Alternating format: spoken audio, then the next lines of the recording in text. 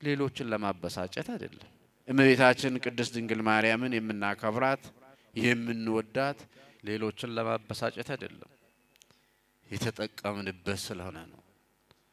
ሰው ከቁስሉ ከዳነ በኋላ ቁስሉን ያዳነውን መድኃኒት ሁሉ ጊዜ ሲያመሰግን ይኖራል። ጥቅሙን ስለምናውቅ ነው።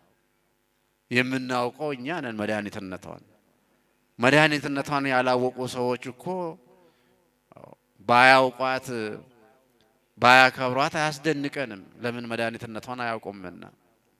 እኛ መድኃኒትነቷን ስለምናውቅ ስለዳንበትም ጭምር ነገም ከልጇ ጋር የምታስታርቀን ስለሆነች የምንናገረው የሌላትን ክብር ልንሰጣት አይደለም። የእመቤታችን ክብሯን እኛ የምንጨምርላት አይደለም። ክብሯንም የምንቀንስ እኛ አይደለም። እናቱን ስላከበረ እናከብራለን። ለምን? እናትንና አባትህን አክብር ብሎ ሕግ ያወጣው ራሱ እግዚአብሔር ነውና።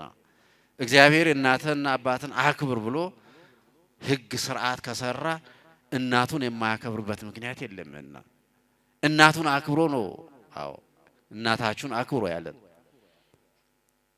አባቱንም አዎ ይህ አባቴ ነው ብሎ እቺ እናቴ ናትና ብሎ ስለሰጠን እናቱን ስላከበረ የእናቱን የማናከብርበት ምክንያት የለም።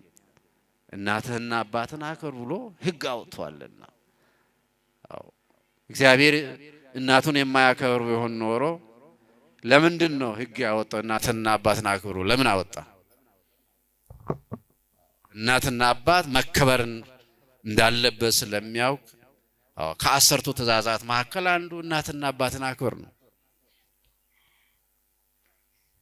እግዚአብሔር እናቱን ስላከበረ ሞኝ አይደለም። እኛም የእግዚአብሔርን እናት ስላከበር ሞኞች አይደለም። ብልህነት ነው፣ አዋቂነት ነው። በሃይማኖት ምን ያህል እንዳደግን የሚያሳይ ነው። በሃይማኖት ምን ያህል እንደሰፋን ምን አይነት አእምሮ እንዳለን የሚያሳይ ነው። እግዚአብሔር የሰጣቸውን እግዚአብሔር ያጸደቃቸውን ማን ይኮንናል? እግዚአብሔር ያከበራቸውን ማን ያዋርዳል ይላል ሐዋርያው ቅዱስ ጳውሎስ በሮሜ መልእክቱ ምዕራፍ 8 ላይ። እግዚአብሔር ያከበራቸውን ማክበር እግዚአብሔርን ማክበር ነው። እግዚአብሔር ያጸደቃቸውን ጻድቃን ናቸው ማለት እግዚአብሔርን ማክበር ነው። እኛ እኮ እያከበርን ያለው ሰው ያከበረውን አይደለም፣ እግዚአብሔር ያከበረውን ነው። እኛ እያመሰገንን ያለው እኮ ተራ ሰዎች ያመሰገኗትን አይደለም እኮ መላእክት ያመሰገኗትን ቅድስት ድንግል ማርያምን ነው። ከሴቶች ሁሉ ተለይተሽ የተባረክሽ ነሽ ደስ ይበልሽ ብሎ መልአኩ ቅዱስ ገብርኤል ያከበራትን ያመሰገናትን እያመሰገንን ያለ ነው። ይሄንን ለማወቅ ይሄንን ለመረዳት ሃይማኖታዊ መሆንን ይጠይቃል። ኦርቶዶክሳዊ መሆን ይጠይቃል። ከእግዚአብሔር ጋራ ጥልቅ የሆነ ፍቅር መኖርን ይጠይቃል። በሌሎቹ ላይ የማንፈርደው ስለማያውቁ ነው። ምናልባት ነገ ከነገ ወዲያ በኋላ መድኃኒትነቷን ሊረዱ ይችላሉ፣ ሊያውቁ ይችላሉ። ዛሬ ኢየሱስ ክርስቶስ ኢየሱስ የሚለውንም ስም እኮ ከዚህ ቤት ነው ያገኙት። ኦርቶዶክስ ተዋሕዶ ቤተክርስቲያን ናት ኢየሱስ የሚለውን ስም እኮ ለኢትዮጵያ ያሰራጨችው። ኢየሱስን አውቀን እንዲያውቁም ያደረግን እኛ መሆናችን ማን በነገራቸው? ኢየሱስ ሲባል ለኛ አዲሳችን አይደለም እኮ። አዎ የተለያዩ መጽሐፍትን እቺ ቤተክርስቲያን ኦርቶዶክስ ተዋሕዶ ቤተክርስቲያን ተርጉማ ኢየሱስ ክርስቶስ ነው የሚለውን ነገር አዎ ከዕብራይስጡ ከግሪኩ ከግዕዙ ለውጣ ቀይራ ትርጓሜ ሰጥታ መጀመሪያ መጽሐፍ ቅዱስን እኮ የተረጎመች እቺ ቤተክርስቲያን ናት። ከየት ተገኘ ቢባል ኢየሱስ የሚለው ስም ራሱ የተገኘው ከዚህ ቤት እኮ ነው። ይቀበሉ፣ ጥሩ ነው። ነገር ግን ከየት እንደመጣ ማወቅ አለባቸው። ማን እንደሰጣቸውም ሊያውቁ ሊረዱ ይገባቸዋል። ዝም ብሎ የተገኘ ስም አይደለም። ከዚሁ ወጥቶ ነው እንዲድኑበት ነው የሰጠ ነው። አዎ እቺ ቤተክርስቲያን ያስረከበችው ለነሱም እኮ እንዲድኑበት ነው፣ እንዲፈወሱበት ነው። በዚህ ቤተክርስቲያን እንዲቀልዱበት ሳይሆን ይሄንን ስም እኮ በፍትሐ ብሔር በኩል የሚጠየቅ አካል የለም እንጂ ስሙ ይመለስልን ብለን እኮ የመጠየቅም መብት ያለን ሰዎች ነን እኛ። ከዚህ ቤት ወጥቶ ይህ ስም ሌላ ቦታ ሲደርስ ይዳኑ፣ ይጠቀሙበት፣ ይፈወሱ ብለን ነው እንጂ ንፉጎችም አይደለንም። የምንነፍግ ቢሆን ኖሮ ይህንን ስም ከዚህ ቤት እንዲወጣ እናደርግም ነበር። እዚህ ቤት ብቻ እንዲቆይ እናደርግ ነበር። ስለተጠቀሙበት እኛም ደስ ብሎናል፣ እነሱም ደስ በላቸው፣ እናንተም ደስ በላቸው። አዎ ምክንያቱም ይህ ስም የተገኘው የወጣው ከዚህ ቤት ነውና ይህ ቤት ነው ይህንን ስም የሰጣቸው። ከየት መጣ ቢባል እኮ አያውቁም። ልናስረዳቸው ይገባናል። ከዚህ ቤት እንዲወጣ ያደረግነው እነሱ ይፈወሳሉ፣ ይድናሉ፣ ያውቃሉ፣ ይህን ቤት ያከብራሉ። መነሻው የዛ የኢየሱስ ክርስቶስ መነሻው ይህ ቤት መሆኑን ይረዳሉ ብለን ነው እንጂ እንዳላወቅን መልሰው አታውቁም እንድሉን አይደለም። ከየት መጥቶ ነው? ማሰጥቷቸው ነው። ኦርቶዶክስ ተዋሕዶ ቤተክርስቲያን የፍቅር ሃይማኖት ነውና የሰላም ሃይማኖት ነውና በፍቅር ሃይማኖት የማይያዝ በፍቅር ሃይማኖት የማይጠለፍ በፍቅር ሃይማኖት የማይካተት ይኖራል ብለን እንጠብቅ። የሀገር መስራች ሀገርን የፈጠረች ሀገርን ያስተዳደረች ለሀገር ትልቅ ታሪክ ያስቀመጠች ዛሬ ቅርሳ ቅርስ ተብሎ ወይም ደግሞ ባህላዊ ወይም ደግሞ ታሪካዊ ወይም ሙዚየም ተብሎ የሚታዩ ነገሮች ሁሉ ይህች ቤተክርስቲያን ያፈራቻቸው ነገሮች ናቸው። የኢትዮጵያ ታሪክ ያለ ኦርቶዶክስ ተዋሕዶ ቤተክርስቲያን ባዶ ነው፣ ምንም አይደለም። ስለዚህ እኛ ይሄን የምንለው ለመኩራራት አይደለም። መኩራራት የሚገባን ቢሆን ኖሮ እንኳን ከኛ በላይ ከኦርቶዶክሳውያን በላይ በኢትዮጵያ ውስጥ ለተደረጉ ታሪካዊ ነገሮች ከኛ በላይ ማንም ሊኮራ አይገባም።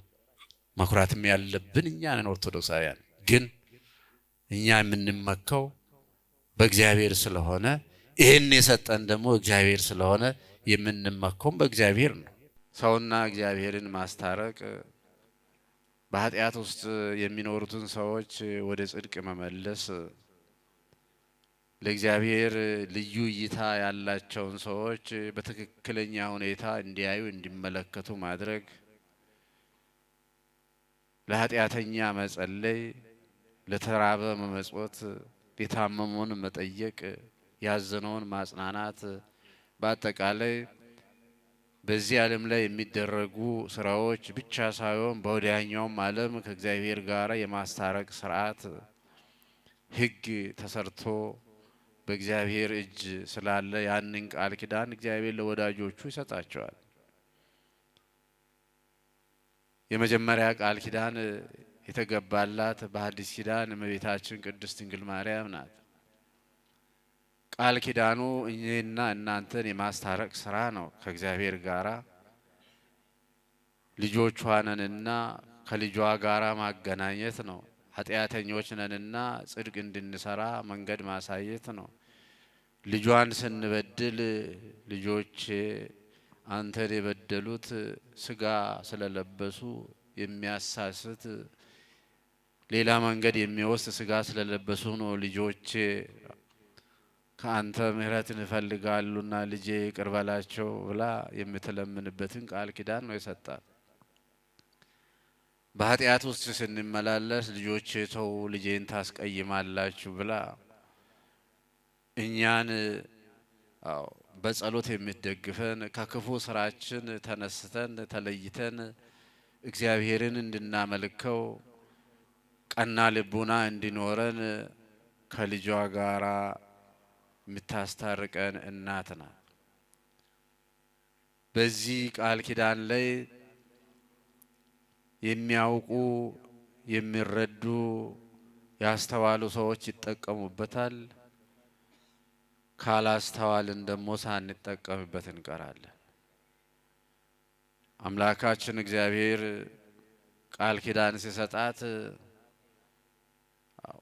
እግዚአብሔር አንድነቱ ሶስትነቱ ሳይለይ እግዚአብሔር አብ የተገኘበት፣ እግዚአብሔር ወልድ የተገኘበት፣ እግዚአብሔር መንፈስ ቅዱስ የተገኘበት፣ ከዚያም ቅዱሳን ሐዋርያት የተገኙበት የምናየው አክሊል ለዓይናችን ብቻ በሰው ሰውኛ ለመግለጽ ያህል ነው እንጂ የተሰጣት አክሊል እኛ በዓይናችን በምናየው አይነት ሳይሆን ልቡና አስቦ አውጥቶ አውርዶ መረዳት የማይችለው አክሊል ነው የተሰጣት። አማላጅነቷም ቃል ኪዳኑም የተሰጣት በሰውኛ ግምት አይደለም፣ ከዚያ ባለፈ ነው። በስጋዊ አስተሳሰብ በስጋዊ አእምሮ በምንገምተው ያህል አይደለም፣ ከዚያ በላቀ ነው። እግዚአብሔር ቃል ኪዳኑን የምህረት እጁን ወይም ደግሞ ቃል ኪዳን የተገባላቸው ጻድቃኑ ኃጢአተኞችን እያስማሩ በደለኞችን እያስማሩ ከእግዚአብሔር ጋር እያገናኙ ባይሆን ኖሮ ዛሬ የምናየው ፈተና ሳይሆን ከዛ በላይ ፈተና ይገጥመን ነበር። የነዛ አማላጅነት የነሱ ጸሎት እየጠበቀን ነው እንጂ ዓለም እየሆነች ካለው በላይ ትሆን ነበር። ዓለም እንደምታውቋት የኃጢአተኞች ስብስብ ናትና በእነዚህ ኃጢአተኞች ስብስብ ውስጥ ደግሞ እግዚአብሔር የመረጣቸው ሰዎች ስላሉ ነው በእግዚአብሔርና በእግዚአብሔር ቤተ መቅደስ ቆመን እንድናገለግል የቻልነው።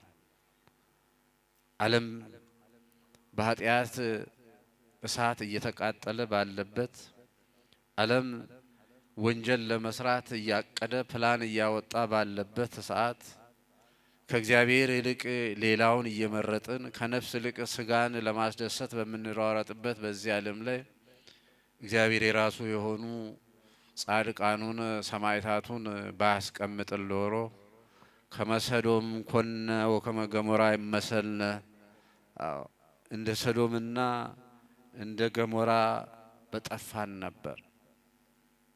እመያትረፈ ለነ ዘርአ፣ እግዚአብሔር ዘርን ባያስቀርልን ኖሮ እነዚህን ቅዱሳንን ባያስቀርልን ኖሮ በእኛ ኃጢአትና በእኛ በደል ቀናት ቀርቶ ደቂቃ ቀርቶ ሰኮንድ መቆየት የምንችል ሰዎች አልነበር።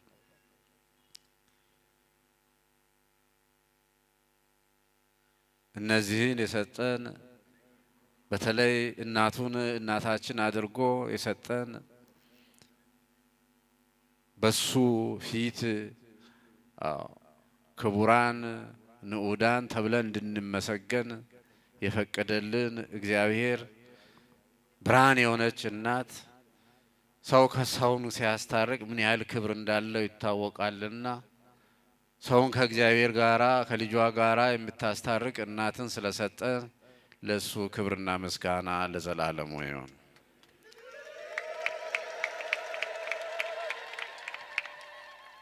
ታዲያ እመቤታችን ቅድስት ድንግል ማርያም ድንግል ስንል ማርያም ስንል ሌሎችን ለማበሳጨት አይደለም፣ የተጠቀምንበት ስለሆነ ነው።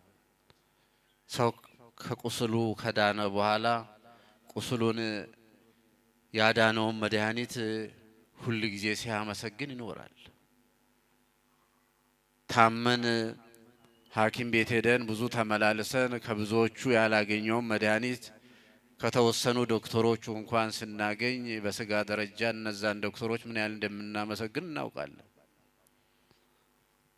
የነፍስ ቁስልን የምታድን ተጣልተን የነበርነውን ሰው ከልጇ ጋራ ከፈጣሪዋ ጋር ያስታረቀችን የቆሰለ ሕይወታችን ተፈውሶ እግዚአብሔር እንዲመላለስበት እኛም እግዚአብሔርን እንድናመልከው ምክንያት የሆነችልን እመቤታችን ቅድስት ድንግል ማርያም ከስጋውያን ዶክተሮች ከስጋውያን ጠበብት በላይ ነው የምናከብራት።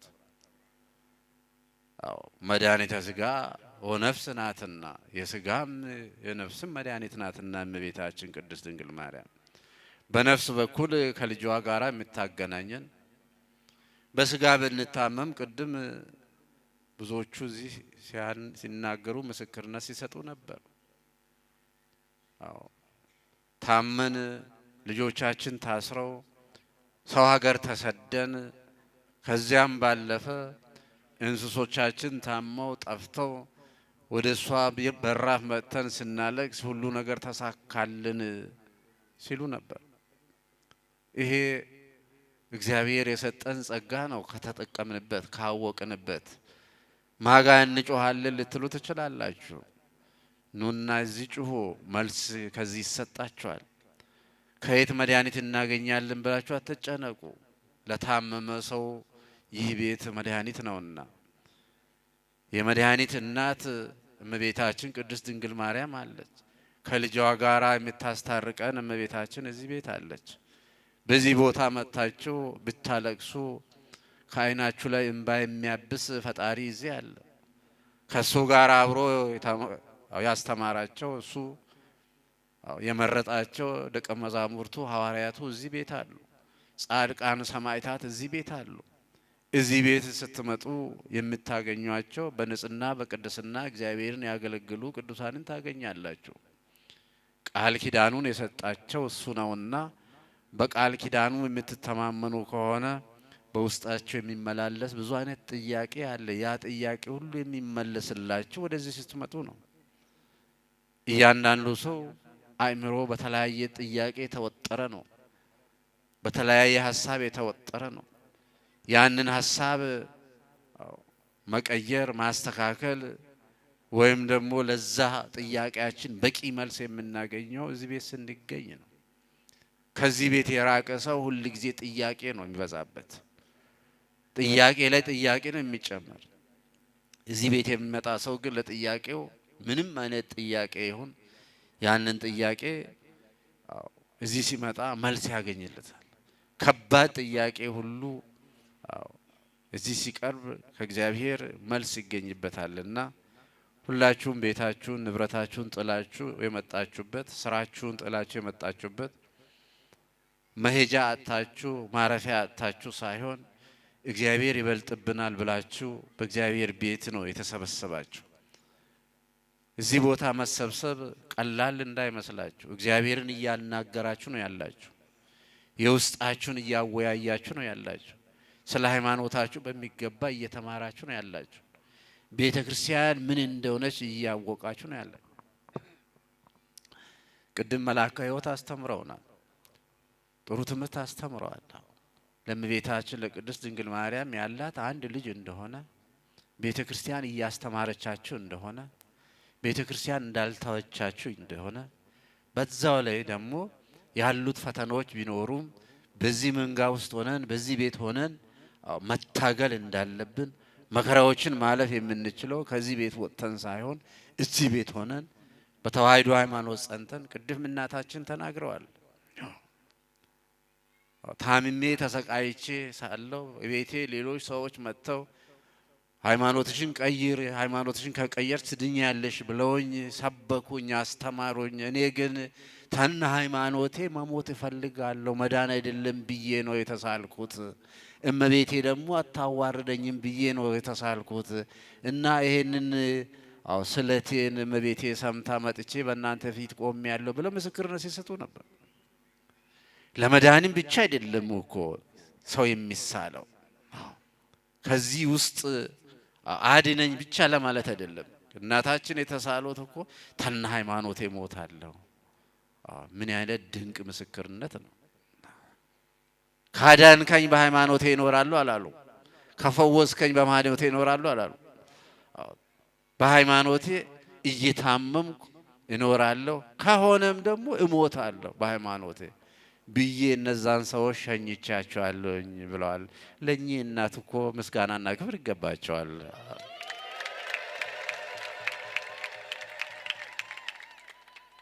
የዓለም ስለት ለማግኘት ብቻ ነው፣ ለመዳን ብቻ ነው።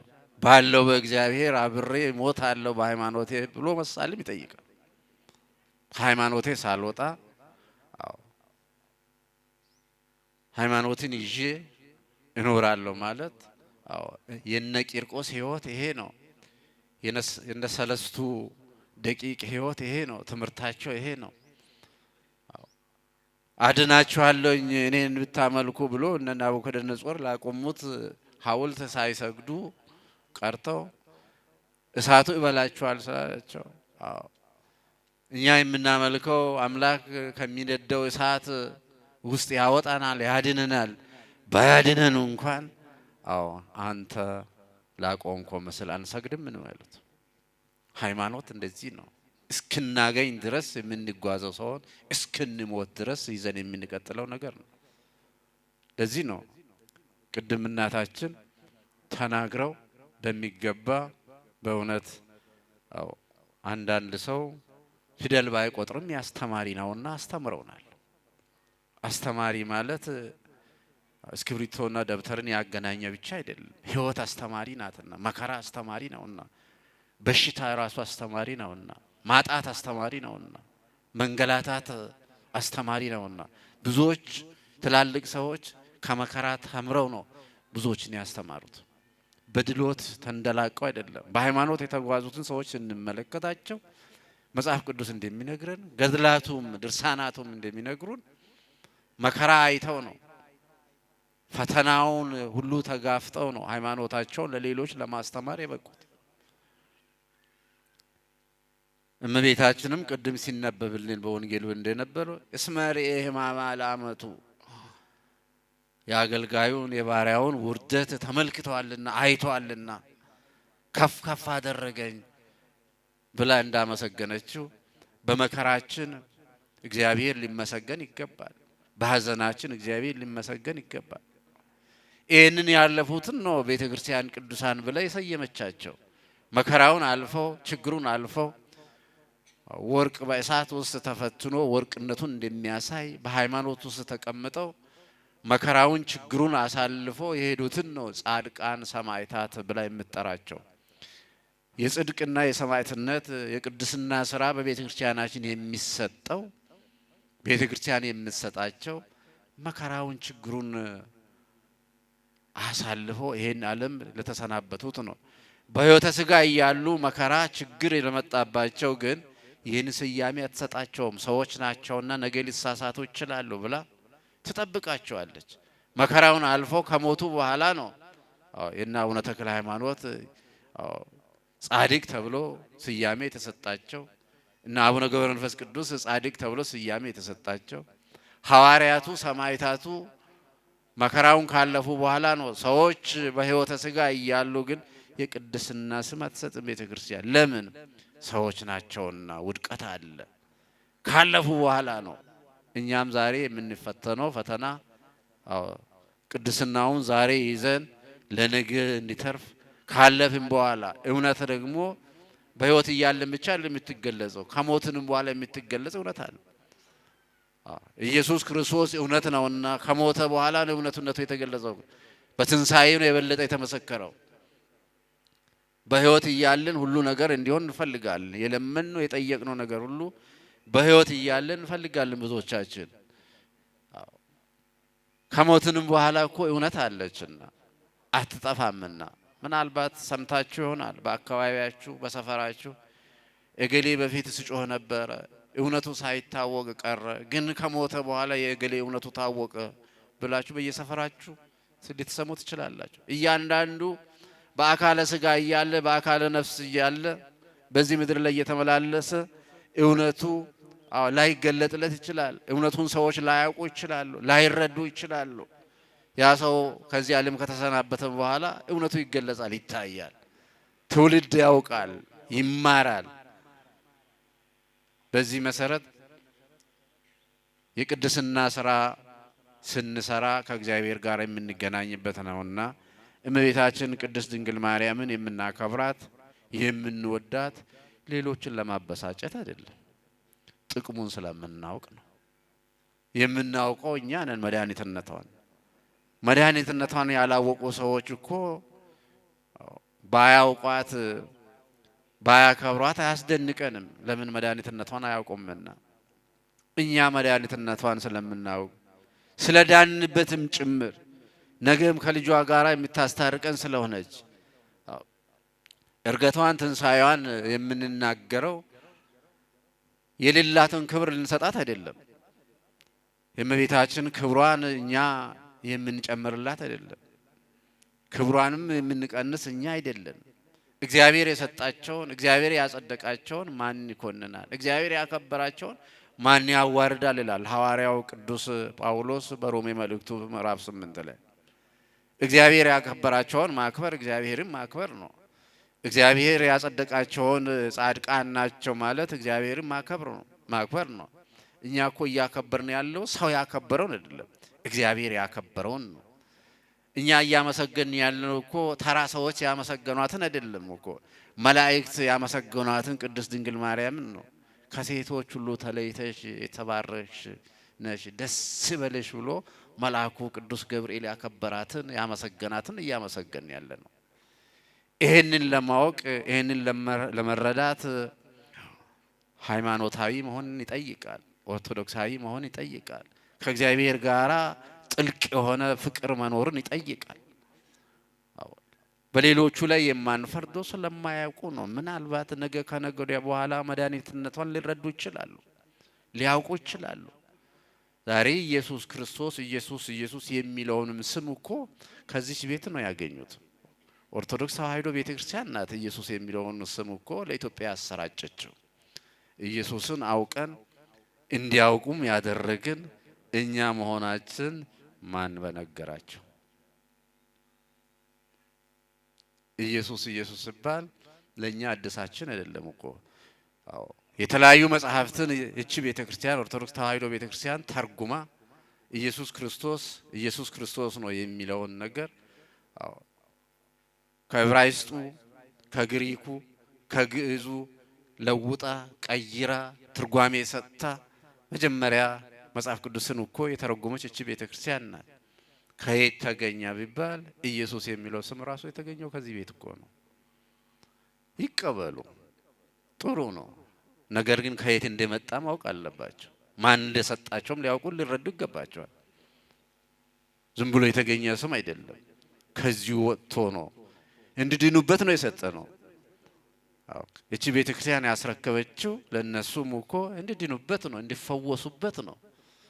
በዚህ ቤተክርስቲያን እንዲቀልዱበት ሳይሆን ይሄንን ስም እኮ በፍትሐ ብሔር በኩል የሚጠየቅ አካል የለም እንጂ ስሙ ይመለስልን ብለን እኮ የመጠየቅም መብት ያለን ሰዎች ነን እኛ። ከዚህ ቤት ወጥቶ ይህ ስም ሌላ ቦታ ሲደርስ ይዳኑ፣ ይጠቀሙበት፣ ይፈወሱ ብለን ነው እንጂ ንፉጎችም አይደለንም። የምንነፍግ ቢሆን ኖሮ ይህንን ስም ከዚህ ቤት እንዲወጣ እናደርግም ነበር። እዚህ ቤት ብቻ እንዲቆይ እናደርግ ነበር። ስለተጠቀሙበት እኛም ደስ ብሎናል፣ እነሱም ደስ በላቸው፣ እናንተም ደስ በላቸው። አዎ ምክንያቱም ይህ ስም የተገኘው የወጣው ከዚህ ቤት ነውና ይህ ቤት ነው ይህንን ስም የሰጣቸው። ከየት መጣ ቢባል እኮ አያውቁም፣ ልናስረዳቸው ይገባናል። ከዚህ ቤት እንዲወጣ ያደረግነው እነሱ ይፈወሳሉ፣ ይድናሉ፣ ያውቃሉ፣ ይህን ቤት ያከብራሉ። መነሻው የዛ የኢየሱስ ክርስቶስ መነሻው ይህ ቤት መሆኑን ይረዳሉ ብለን ነው እንጂ እንዳላወቅን መልሰው አታውቁም እንድሉን አይደለም። ከየት መጥቶ ነው? ማሰጥቷቸው ነው። ስለዚህ ጌታችን መድኃኒታችን ኢየሱስ ክርስቶስ እናቱን ዛሬ ያከበረበት ዕለት ነው። እናቱን ስላከበረ እናከብራለን። ለምን? እናትንና አባትህን አክብር ብሎ ሕግ ያወጣው ራሱ እግዚአብሔር ነውና። እግዚአብሔር እናትንና አባትን አክብር ብሎ ሕግ ስርዓት ከሰራ እናቱን የማያከብርበት ምክንያት የለምና እናቱን አክብሮ ነው። አዎ እናታችሁን አክብሮ ያለን። አባቱንም አዎ ይህ አባቴ ነው ብሎ እቺ እናቴ ናትና ብሎ ስለሰጠን እናቱን ስላከበረ የእናቱን የማናከብርበት ምክንያት የለም። እናትህና አባትን አክብር ብሎ ሕግ አውጥቷልና። አዎ እግዚአብሔር እናቱን የማያከብር ቢሆን ኖሮ ለምንድን ነው ሕግ ያወጣው? እናትና አባትን አክብሩ ለምን አወጣ? እናትና አባት መከበርን እንዳለበት ስለሚያውቅ ከአሰርቱ ትእዛዛት መካከል አንዱ እናትና አባትን አክብር ነው። እግዚአብሔር እናቱን ስላከበረ ሞኝ አይደለም። እኛም የእግዚአብሔርን እናት ስላከበር ሞኞች አይደለም። ብልህነት ነው፣ አዋቂነት ነው። በሃይማኖት ምን ያህል እንዳደግን የሚያሳይ ነው። በሃይማኖት ምን ያህል እንደሰፋን ምን አይነት አእምሮ እንዳለ የሚያሳይ ነው። ያለንበት ዓለም ከባድ አስቸጋሪ እንደሆነ እናውቃለን። በቃል ኪዳኑ በዛሬው ዕለት በላዔ ሰብም ወደ ገነት መንግሥተ ሰማያትም የገባበት ዕለት ነው። ያ ቃል ኪዳኗ ሲሰራ ደግሞ አይተናል። 78 ነፍሳትን እህል የማይበላ ሌላ ነገር የማይስማማው ሰውን ብቻ የሚበላ ሰው ነበር። አስቀድሞ ስሙ ስምዖን ይባል ነበር። በኋላ ግን ሰውን የሚበላ በመሆኑ በላዔ ሰብ የሚባል ስያሜ ተሰጠው። ሰውን የሚበላ ሰውን በላተኛ ተብሎ ስያሜ ተሰጠው።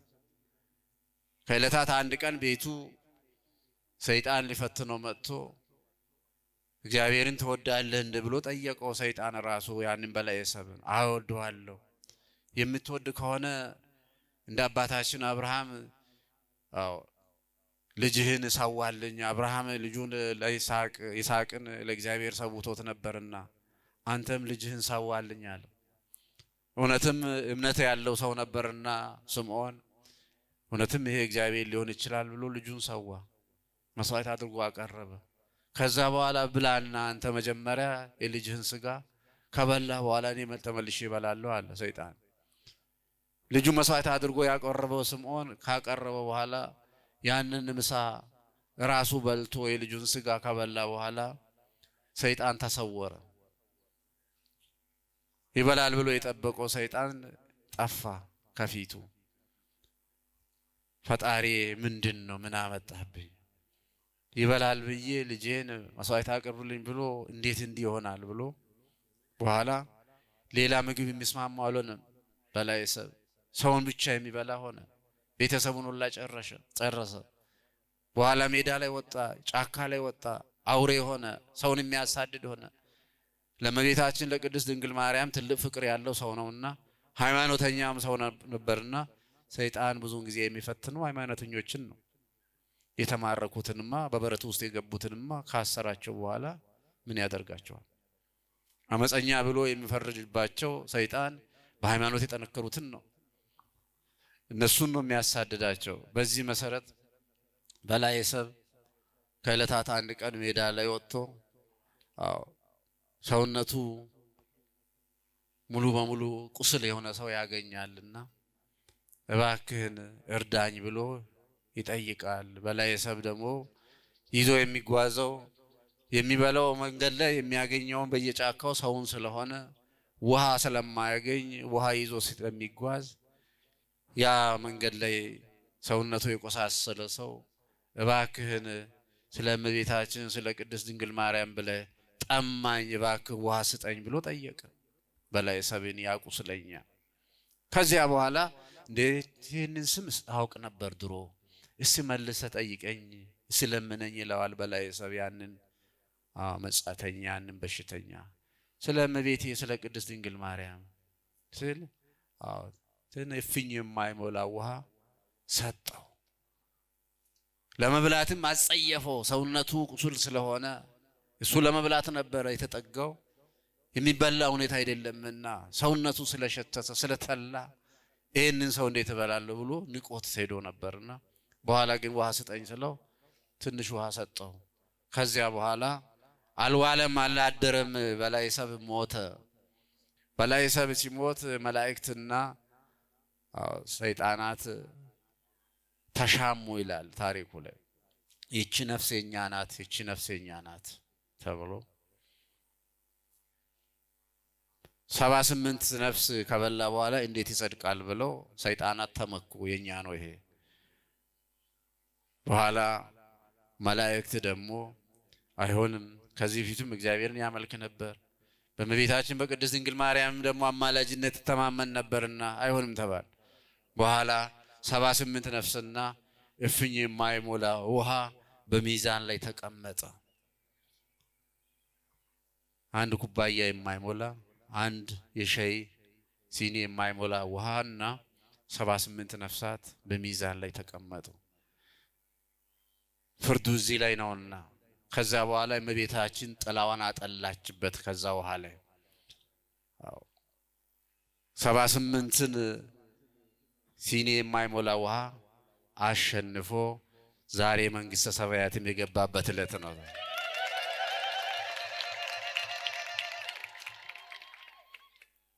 የበላይ ሰብ እናት የምትባለው እመቤታችን በዚህ ነው። በላይ ሰብ 78 ነፍሳትን ነው በእድሜ ልኩ የበላው። ዓለም ዛሬ በየደቂቃ ልጆቿን እየበላች ነው። በደቂቃ ከ78 ሰው በላይ እየበላች ነው ዓለም። ዓለም ብዙዎችን እያደማች ነው። ዓለም ብዙዎችን እያስጨነቀች ነው። በሀገራችን በዓለማችን የምናያቸው የምንሰማቸው ወሬዎች ሁሉ በደቂቃ ውስጥ ሰዎች የሚበሉበት የሚሞቱበት፣ ከበላይ ሰብ በላይ እኛ ሰውን የምንበላ ሆነናል። በሐሜቱም ስም በማጥፋቱም በሃይማኖታችን አለመጠንከር ራሱ ሁሉ ጊዜ በአንድ ቦታ አለመቆም በእግዚአብሔር ላይ አለመታመን ከበላይ ሰብ በላይ ያደርገናል እንጂ በጥፋቱ ደረጃ የሱ ታናሾች ልንሆን አንችልም። ከበላይ ሰብ የከፋ ኃጢአት የምንሰራ ሰዎች ነን ያለነው በዛሬ ጊዜ። ሁሉም ሰውን የሚበላ፣ ሁሉም ሰውን የሚወጋ፣ ሁሉም ለሰው ተኝቶ የማያድር፣ ሁሉም ለሰው እንቅፋት የሚሆን፣ ሁሉም ሰው ጓደኛው እንዲጠፋ የሚመኝ በላይ ሰብ ይባላል እንጂ ብዙዎቻችን በደቂቃ ልዩነት ነው ሰውን የምንበላው 78 ሳይሆን ከዛ በላይ። እግዚአብሔር ለሁላችን ልቡን አይስጠን። የቅዱሳኑ በረከት ረድኤት ከሁላችን ጋር ይሁን። ሃይማኖታችን ስናጠነክር ከዚህ መንጋ የወጡ ሰዎች ይመለሳሉ። ስንጸልይ ይመለሳሉ፣ ስንጾም ይመለሳሉ። እኛም በሃይማኖታችን እንድንጸና እግዚአብሔር ይረዳናል። ስለዚህ የራሳችሁን አጥብቃችሁ ያዙ። ሌላውን ለመውቀስ እኛ መሯሯጥ የለብንም። መጀመሪያ የራሳችን ጠንከር አድርገን ከያዝን በኋላ የኛ ጥንካሬ፣ የኛ ህብረት፣ የኛ ፍቅር ሌሎችን የማያመጣበት ምክንያት የለም። ኦርቶዶክስ ተዋሕዶ ቤተክርስቲያን የፍቅር ሃይማኖት ነውና፣ የሰላም ሃይማኖት ነውና በፍቅር ሃይማኖት የማይያዝ፣ በፍቅር ሃይማኖት የማይጠለፍ፣ በፍቅር ሃይማኖት የማይካተት ይኖራል ብለን እንጠብቅ።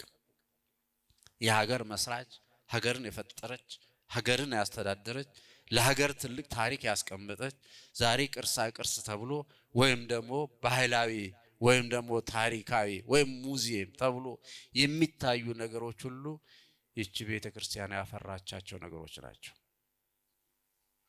የኢትዮጵያ ታሪክ ያለ ኦርቶዶክስ ተዋሕዶ ቤተክርስቲያን ባዶ ነው፣ ምንም አይደለም።